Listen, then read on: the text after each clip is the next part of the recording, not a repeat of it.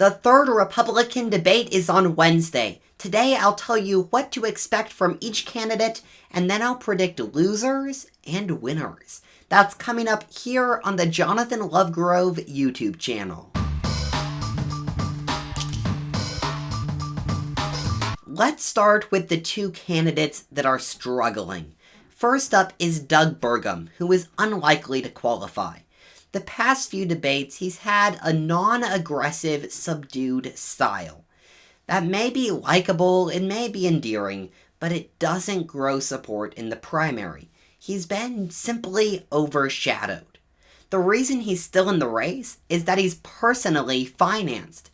He's funding his campaign from his own pockets, and that allows him to have resources to continue and stay in this race. If he makes the debate stage, we can expect another forgettable performance. Next up is Tim Scott. Now, it's surprising that this early in the race, he's struggling to get on the debate stage. He's a pretty national, well-known name, but he's struggling here in the polling requirements. Now, what's wrong with Tim Scott? He comes across as a likable, a great guy, but that doesn't translate to actions. People want actions from a president, and I don't think he conveys that message. Also, if he gets on the debate stage, he'll struggle with being commanding. The past few debates, we've seen him get overshadowed. In the last debate, 538 did polling before and after the debate. In both of those sets of polls, he was rated average. Average is definitely not what you want to be in a presidential election. Chris Christie is in a better spot this debate, mainly because there are fewer candidates. Asa Hutchinson didn't qualify for the last debate, he won't be on this debate stage, and more importantly, Mike Pence dropped out of the race. Those are two other very anti-Trump candidates, and that's leaving a lane open for Chris Christie. The problem is that lane isn't very big. We're seeing very few voters who are wanting to vote strictly against Trump. But that is a lane of support, and now that lane is open for Chris Christie on this debate stage. Here's another question. Will Christie attack Vivek Ramaswamy? We've seen them go back and forth in the past, but Vivek is seeming like less of a threat.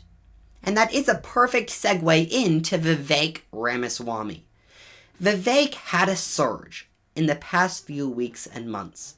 During that surge, he was really viewed as a threat, and we saw Pence, Haley, Christie pile up and attack him. Now that he's declined some in the polls, I'm guessing he'll be more forgotten, left alone. He's no longer a threat. My prediction is we'll see him be ignored, which could be an opportunity for him. If he takes that opportunity, he can really promote and spread his message to a wider audience. Next up is Nikki Haley, who has been surging in the race.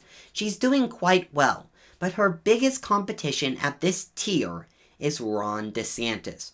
Ron DeSantis has ground game, and Ron DeSantis will still be center stage. Haley has to set herself apart, show that she's better than DeSantis. I would even expect some attacks between the two. Haley and DeSantis have actually had TV ads against each other. They've been very critical of each other these past few weeks, and I would expect that to continue to the debate stage. Now, moving on to Ron DeSantis, he's had huge momentum in Iowa, primarily because Kim Reynolds has endorsed him. That endorsement is a huge win going into this debate.